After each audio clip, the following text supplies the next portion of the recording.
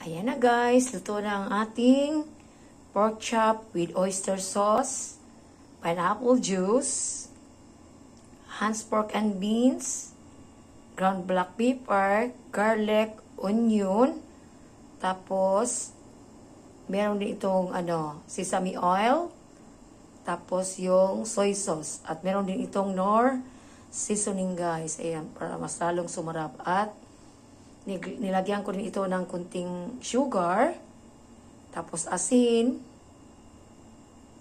Yun guys, yun lang ang kanyang ingredients. Ayan, napakasarap nito guys.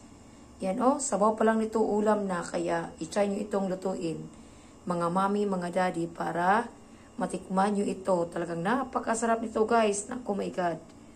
Talagang napakasarap nito. Ayan talagang magugustuhan ito ng inyong pamilya, lalo ng inyong mga chikiting. Ayan, napakasarap nito. Alam ko, magugustuhan nyo itong lahat.